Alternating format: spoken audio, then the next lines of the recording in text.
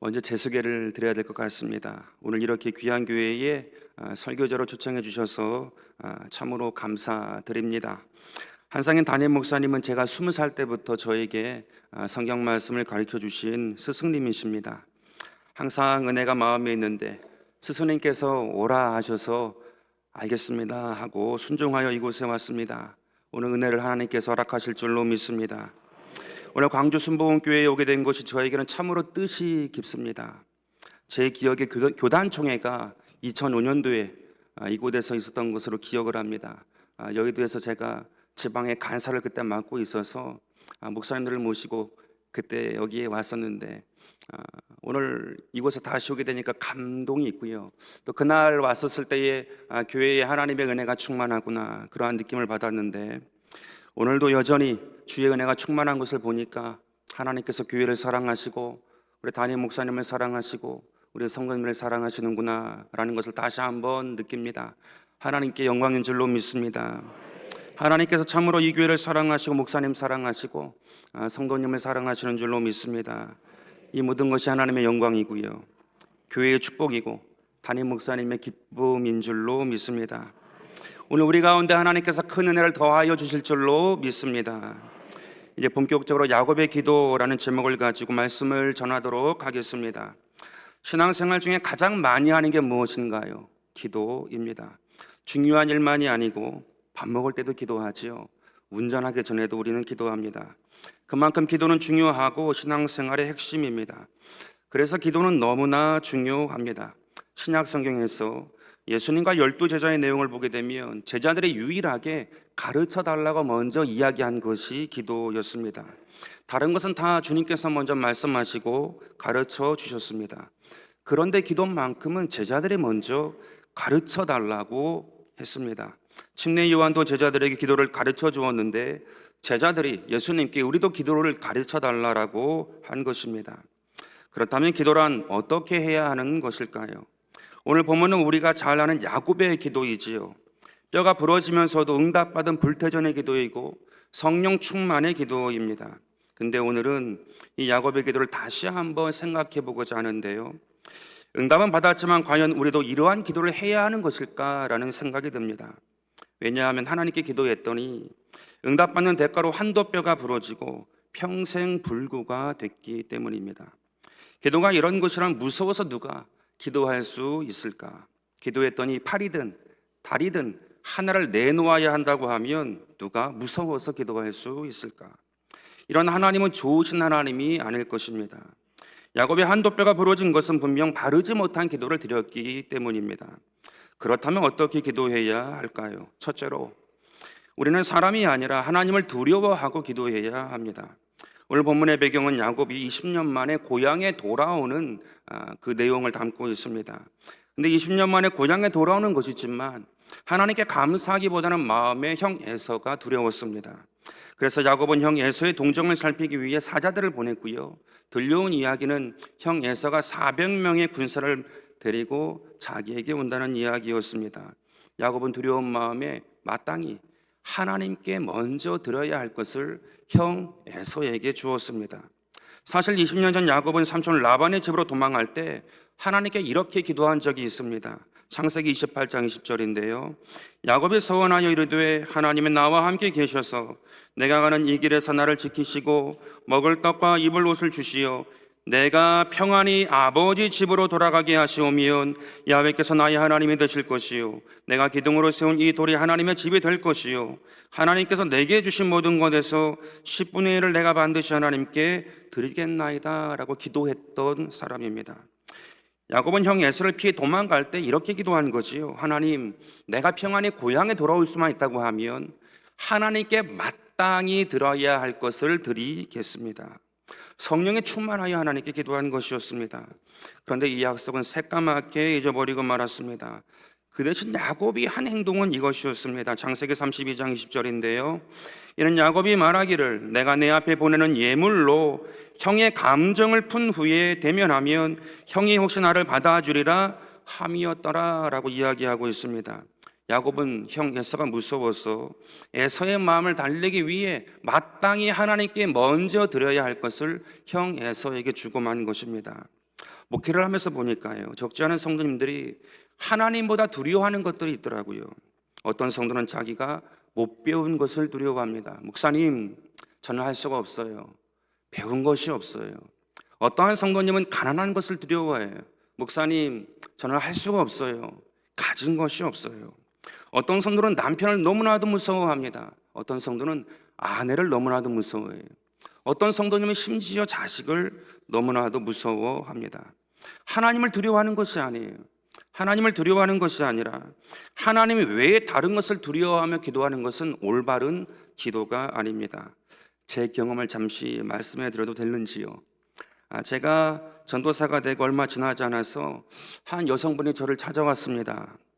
목사님, 전도사님, 저에게 돈을 갚아야 됩니다. 이러시는 거예요. IMF를 지나면서 저희 부모님이 갚지 못한 빚이 있었던 것 같습니다. 제가 여도순복음교회 전도사가 되니까 저한테 이제 빚을 받으러 온 것이었습니다.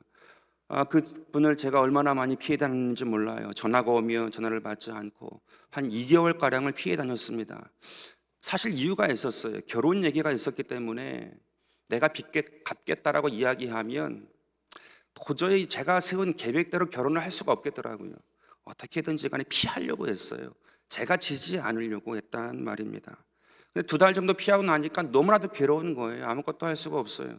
결혼은 고사하고 목회 자체가 어려운 거예요. 그래서 결단을 하고 한 다방에서 그분을 만났습니다. 그리고는 내가 1년 동안 매달 이 이자를 주고 1년 후에 원금을 이렇게 갚겠다라고 이야기를 하고 나왔습니다. 눈물이 좀 나더라고요. 왜냐하면 제 계획이 다 엉클어진 거예요. 빈 털터리가 되고 말았습니다. 그런데 딱 하나 마음은 시원했던 거예요. 1년 동안 그렇게 시간을 보냈습니다. 전도사가 된 다음에. 그런데 놀랍게도 1년 후부터 하나님의 기적이 저의 삶 가운데에 다가왔습니다. 한 번도 그런 기적을 경험해 본 적이 없어요. 결혼을 그냥 그래도 진행을 했거든요. 집을 구해야 되잖아요. 전세자금을 마련해야 하는데 은행에서 된다고 했는데 결혼을 2주 앞두고 가서 말하니까 안 된다는 거예요. 자금이 다 떨어졌대요. 그러면서 은행 직원이 하는 말이 무엇이냐 하면 이 집에도 3일 전에 문제가 생겼으니까 주인을 한번 찾아가 보라는 것이었습니다. 그래서 무슨 연유인지 모르지만 일단 계약했던 그 집주인을 찾아갔더니 그 주인이 이렇게 말씀하시는 거예요. 그냥 1년 동안 사십시오라고 이야기하는 거예요. 가지고 있는 것이 하나도 없어서 대출도 될까 말까 했고 받는다 할지라도 반전세라고 있잖아요. 그렇게 하려고 했는데 아무것도 필요 없으니까 그냥 살라고 한 달에 전기세, 물세 12,000원, 1년이면 14만 4천 원인데 이것만 내고 살라고 이야기한 것이었습니다. 알고 보니까 무엇인가 하면 그 건물 전체가 다 빌라 건물이어서 조카가 그 건물로 담보를 잡아가지고 뭘 썼던 것 같습니다. 그걸 해준 거지요, 조카에게. 3일 전에 문제가 생겨가지고 은행에서 그 건물을 잡았다는 거예요. 그러니 주인이 그 사실을 알고는 제가 그냥 살게 했습니다. 그 집에 있는 사람들이 그 소식을 듣고 문제를 제기하면 안 되니까 저에게 그냥 살라고 집을 오픈해 주었습니다. 1년 후에 문제가 다 해결되고 저에게 말하는 거예요. 더 살 것입니까? 얘기해가지고 아닙니다. 이사 가겠습니다 하고 1년 동안 너무나도 감사해서 딸기 한 박스 주인께 드리고 나왔던 기억이 있습니다. 기적이지요. 이것만이 아니었습니다. 결혼 전이었는데 여의도에 부산갈비라는 집이 있어요.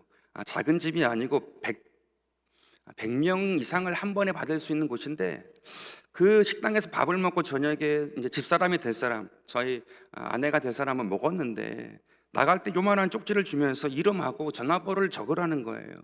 왜 적으라고 하는가 보니까 20년인지 30년인지 잘 기억이 안 나는데 고객을 위해서 고객 감사 경품 행사를 한다는 거예요. 서로가 다 자기 이름 적으라고 서로 밀다가 그냥 제 이름 적고 제 전화번호를 적었습니다. 2달이 지났어요. 전화가 한 통 왔는데 1등의 경품에 당첨됐다고 김치 냉장고를 가져가라고 연락이 온 거예요. 결혼을 앞두고 있는데 그래가지고 그때 저희 어머니가 얼마나 기뻤는지 용달차를 3만 원에 구해가지고 김치 냉장고를 여의도에서 실어가지고 집까지 가져왔던 적이 있습니다. 그런데 이것만이 아니었어요. 진짜 놀라운 것은 무엇이냐면 2005년도에 광주 순복음교회에서 총회가 있었다고 했잖아요. 그때 정원희 목사님이 총회장이셨는데 교단의 분위기가 너무 좋아가지고 체육대회가 홍천 비발디 파크에서 2박 3일간이나 열렸습니다. 조용원 목사님 교회까지 통합된다는 얘기가 있어가지고 2,000명 이상 모였던 굉장히 큰 체육대회가 열리게 되었거든요. 마지막 날 또 경품을 하는 거예요. 그때는 본부 주최 측에서 번호를 다 적어가지고 저한테 번호를 줬는데 1825번이었습니다. 2,000명 이상 온 굉장히 교역자들만 큰 행사였어요. 총회장님이 누구라고요? 정원희 목사님이셨는데 마지막 총회장님 뽑는데 1825번을 뽑으신 거예요. 딱 나가가지고 정원희 목사님께서 이제 상을 주시고 총회장이시니까 그 당시 교단 신문에도 제 얼굴이 나왔습니다. 전도사인데도 불구하고 1등 상을 받았다고. 그때 노트북을 받았는데 저희가 중요한 건 가격이잖아요. 집에 가서 인터넷 쳐보니까 그 당시 270만 원쯤 되는 노트북이었습니다. 하나님께서 사람을 두려워하지 않고 하나님을 두려워하는 것으로 딱 정하고 나니까 하나님이 제 삶 가운데 주인으로 역사하기 시작한 것이었습니다. 그때 처음 경험했어요. 사람을 두려워하는 것이 아니고 하나님을 두려워할 때 하나님께서 내 삶의 주인이 되시는구나. 그런데 여러분 지금도 그런 기적이 일어나는가? 그건 아닙니다. 저에게 그러한 기적이 이젠 잘 일어나지 않아요. 그러나 하나 깨달은 것이 있습니다. 배운 것이 있어요. 사람이 아니라 하나님을 두려워하는 자 가운데 하나님이 책임져 주시는구나. 하나님이 책임져 주실 줄로 믿습니다.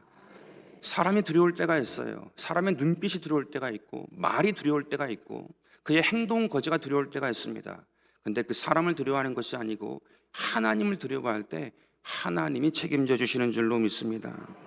사람이 아니라 하나님만 두려워하니까 하나님이 도와주신 것입니다. 여러분 우리가 병원에다가 돈 주는 것 아까워하지 않아요. 자식에게 먹고 입히는 것 아까워하지 않습니다. 그런데 하나님께 드리는 것을 우리가 굉장히 아까워해요. 하나님을 존귀하게 여기지 않아요. 두려워하지 않습니다. 그러나 하나님 앞에서 이 문제가 해결된 사람은 반드시 하나님이 도와주십니다. 반드시 하나님이 역사하십니다. 반드시 하나님께서 함께 하실 줄로 믿습니다. 이 밤에 기도의 문이 열리고 성령 충만하여 기도의 간구가 다 이루어지는 축복이 있게 되기를 주의 이름으로 축원드립니다. 두 번째로 기도는 하나님과 싸워 이기는 것이 아니라 하나님께 순종하여 지는 것입니다. 야곱은 한 번도 져본 적이 없는 사람이에요. 속여서라도 이겨야 직성이 풀리는 사람입니다. 그래서 야곱은 하나님조차 이기려고 했습니다. 창세기 32장 28절에 그가 이르되 내 이름을 다시는 야곱이라 부를 것이 아니요 이스라엘이라 부를 것이니 이는 내가 하나님과 및 사람과 겨루어 이겼음이라 라고 말씀하고 있습니다. 이스라엘이란 싸우다, 고집하다라는 뜻이지요. 하나님과 고집스럽게 싸워 이겼다는 이야기입니다. 하나님께서 야곱을 이기지 못해서 주신 것이 아니에요.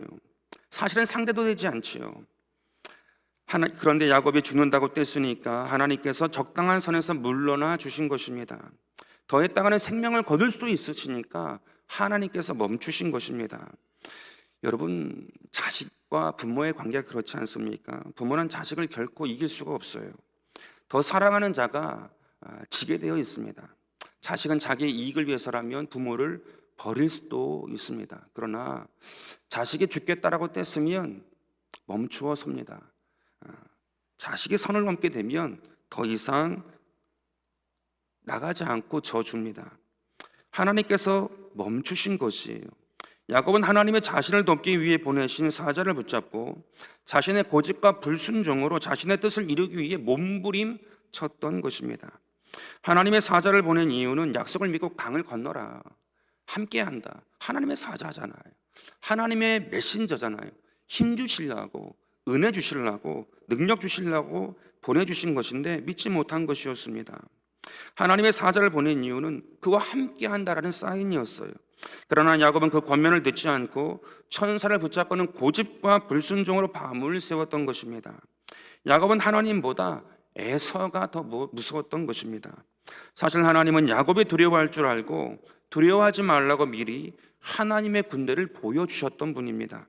창세기 32장 1절에 보니까 야곱이 길을 가는데 하나님의 사자들이 그를 만난지라 야곱이 그들을 볼 때에 이르기를 이는 하나님의 군대라 하고 그 땅 이름을 마하나임이라 고백하지요. 하나님께서 보내주신 그 천사들이 얼마나 많았는지 하나님의 군대다라고 고백했던 것이 야곱이었습니다. 고향으로 돌아오는 야곱에게 하나님은 하나님의 사자를 한두 명이 아니었어요. 군대로 보내주셨습니다. 두려워하지 말라고, 걱정하지 말라고 보내주셨습니다. 야곱이 이들을 만나고 얼마나 위로가 되고 힘이 되었으면 하나님의 군대다라고 고백했던 거지요. 그런데 그것은 잠시였고 야곱은 금방 불안하고 두려워졌습니다. 믿습니다 했지만 못 믿습니다 한 것입니다. 하나님이 안전하게 해놓고 에서를 만나게 하셨는데 야곱을 믿지 못한 것이었습니다. 그래서 혼자 야복강가에 앉아 두려워 떨고 있던 것입니다. 조금도 움직이지 않으면서 축복만 해주시라고 고집했던 것입니다. 철저한 불순종이지요. 야곱의 이러한 모습은 오늘날 우리에게서도 사실 종종 자주 볼 수 있습니다. 사람들은 하나님께 불순종하면서 문제는 해결받으려고 합니다. 하나님의 뜻을 따르면 거기에 해결이 있는데 자신의 고집으로만 해결하려고 한단 말입니다. 못 깨달으니까 하나님이 사자까지 보내셨는데 밤새 자기 고집대로 덤빈 것이 그래서 야곱의 환도뼈가 부러지고 망한 것입니다. 이런 경우가 얼마나 많은지 모릅니다. 제가 아는 목사님은요, 하나님이 자신을 부르셨다는 사실을 알았대요. 마음에 감동이 있었고 깨달은 것이에요. 근데 자기가 자기의 가족을 보니까 대학 나온 사람이 유일하게 자기였다라고 합니다. 자기가 열심히 일해서 가정을 세워야 된다고, 가족을 세워야 된다라는 생각을 가지고 열심히 일했다고 합니다. 근데 어느 날 하나님께서 다리를 딱 부러뜨리셨다고 말합니다. 그 3개월간 병원에 누워 계셨는데 천정에다가 끈을 묶고 다리를 묶은 다음에 이렇게 들어 올렸대요. 그 3개월 동안 그 다리를 보게 되었다고 합니다. 그런데 어느 날 주님께서 그 마음 가운데 음성을 주시더래요. 뭐라고 음성을 주셨는가 하면 이번에는 네 다리다. 다음번에 어떤 거다라고 말한 게 아니고 이번에는 네 다리였어 라고 이야기를 하시더래요. 마음에 감동을 주시더래요. 그러니 얼마나 두렵습니까? 하나님께 불순종하면 하나님께서 어떻게 내 인생을 하실지 모르겠구나 깨닫고는 주님 앞에 나아갔다라고 하십니다. 이런 마음이 하나님을 맞선 것이 있으면 믿음의 사람은 좋지 않아요. 불편합니다. 사무엘상 15장 22절에 보니까 사무엘이 이르되 야훼께서 번제와 다른 제사를 그의 목소리를 청중하는 것을 좋아하심 같이 좋아하시겠나이까. 순종의 제사보다 낫고 듣는 것이 수당의 기름보다 나으니 이는 거역하는 것은 점치는 죄와 같고 완고한 것은 사신 우상에게 절하는 죄와 같음이라 라고 말씀하고 있습니다. 하나님께 맞서고 불순종하는 것은 무엇과 같아 말합니까? 점치는 것과 같대요. 그리고 우상에 절한 것과 같다고 말합니다. 여러분 그렇지 않습니까? 만약 내가 중직자인데 점치러 점집에 가고 또 절에 가서 불상에게 절하고 온 것을 누군가 알아서 보았다고 하면 인간 취급도 받지 못할 것입니다. 그런데 불순종이 그렇대요. 완고한 것이 그렇대요. 절하는 것과 같고 또 점치는 것과 같다라고 이야기합니다. 자기 주장만 내세우고 아무 데서나 큰 소리 친다면 그건 점치는 것과 같고 우상에게 절하는 것과 같다라고 이야기합니다. 하나님 앞에 사람 앞에 굉장히 부끄러운 것입니다. 하나님께 맞서고 이기려는 자가 아니고 순종하는 자가 되기를 주의 이름으로 축원드립니다. 야곱도 나중에 정신을 차리고 보니까 자기가 잘못한 것을 깨닫습니다. 내가 살아있는 것만으로도 하나님의 은혜인 것이구나. 그래서 창세기 32장 30절인데요. 그러므로 야곱의 그곳 이름을 브니엘이라 하였으니 그가 이르기를 내가 하나님과 대면하여 보았으나 내 생명이 보존되었다 함이더라. 여러분 강주 순복음교회는 하나님께 얻어맞아 깨닫는 것이 아니고 항상 하나님께 순종하고 순복하여 하나님의 복을 경험하는 은혜가 있게 되기를 바라겠습니다. 순복할 때, 순종할 때 진짜 기쁨이 있습니다. 진짜 열림이 있습니다. 하나님께서 함께 하시는 것을 경험하는 은혜가 2026년도 가운데 있게 되기를 주의 이름으로 축원드립니다. 셋째로 기도는 하나님의 뜻이 있는 곳에서 해야 합니다. 에서와의 문제가 해결되자 야곱은 세겜과 숫곳에서 머무르게 됩니다. 원래 야곱이 가야 하는 곳은 어디였습니까? 서원하고 머물러 했던 곳은 베델이었습니다. 야곱은 야복강을 건넌 후에 빨리 베델로 가야 했습니다. 근데 세겜에서 베델까지는 멀지도 않음에도 불구하고 세겜에 머물러 있었습니다. 문제가 터지게 되지요. 그 세겜에서 베들로 가지 않고 있으니 문제가 하나 해결되니까 여기가 좋사오니 하고 머문 곳입니다. 그러자 심각한 문제가 터지고 말았습니다. 그의 딸 딥나가 세겜에 문화를 보러 나갔다가 겁탈을 당하고 말았습니다. 그런데 이것만으로 문제가 끝난 것이 아니고 더 큰 문제가 생기게 되었지요. 시므온과 레위가 그 성읍에 있는 남자들을 다 죽인 것입니다. 그래서 온 가족이 멸절당할 위기에 처하고 말았습니다. 그래서 창세기 34장 30절인데요. 야곱이 시므온과 레위에게 이르되 너희가 내게 화를 끼쳐 나로 하여금 이 땅의 주민 곧 가나안 족속과 브리스 족속에게 악취가 내게 하였도다. 나는 수가 적은즉 그들이 모여 나를 치고 나를 죽이리니 그러면 나와 내 집이 멸망하리라. 야곱의 다급한 고백이었습니다. 너희들 때문에 딸이 그렇게 된 것도 괴롭지만 너희들로 인하여서 온 가족이 멸절당할 위기에 처했다고 야곱이 토로하고 있는 것입니다. 야곱은 잘못됐다는 것을 깨닫게 되었습니다. 하나님도 야곱의 집이 몰살당하면 구원 계획이 끝나버리지요. 그러니까 못 겠다는 야곱에게 직접 말씀해 주셨습니다. 창세기 35장 1절인데요. 하나님이 야곱에게 이르시되 일어나 베델로 올라가서 거기 거주하며 내가 내 형 에서의 낯을 피하여 도망하던 때에 내게 나타났던 하나님께 거기서 제단을 쌓으라 하신지라. 하나님께서 야곱에게 환상 가운데 말씀해 주신 것입니다. 하나님은 약속했던 베델로 가서 거주하고 기도하면 회복시켜 주신다고, 복을 주시겠다라고 말씀하신 것입니다. 일찌감치 베델로 가서 거주하면 되었을 것을 온통 얻어맞은 다음에 고생한 후에야 깨닫고 베델로 올라가게 된 것입니다. 야곱이 베델로 올라가서 제단을 쌓고 예배하고 기도하자 하나님은 즉시로 복을 주십니다. 창세기 35장 11절인데요. 하나님이 그에게 이르시되 나는 전능한 하나님이라 생육하고 번성하라. 한 백성과 백성들의 총회가 내게서 나오고 왕들이 내 허리에서 나오리라. 내가 아브라함과 이삭에게 준 땅을 내게 주고 내가 내 후손에게도 그 땅을 주리라 라고 말씀하셨습니다. 하나님은 베델로 올라와 기도하는 야곱의 기도를 받으시고 그동안의 죄와 허물을 다 용서해 주셨습니다. 깨끗하게 하시고 복을 주신 것입니다. 성경에 보니까 이러한 일들이 많이 있었습니다. 이스라엘이 블레셋과 전쟁할 때 언약궤를 전쟁터에 메고 옵니다. 하나님의 뜻이 전쟁터에 있는 것이 아니었습니다. 언약궤를 메고 전쟁터에 오는 것도 아니었습니다. 고생했어요. 수고했어요. 애썼어요. 그러나 결국 패하고 말았습니다. 그러나 미스바에 모여 기도하자 하나님께서 응답하셨습니다. 하나님의 뜻이 있는 곳에서 기도할 때 응답이 있는 것입니다. 요나도 마찬가지였습니다. 하나님의 뜻이 니느웨인데 다시스로 갔습니다.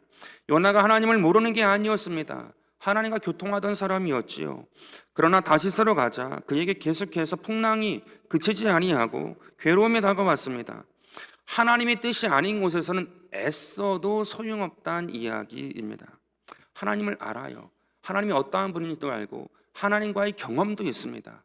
그런데 하나님의 뜻이 아닌 곳에서 애쓰는 것은 소용이 없다는 사실을 말씀하고 있습니다. 사실 저도 그랬습니다. 하나님의 뜻이 아닌 곳에서 애쓴 적이 있습니다.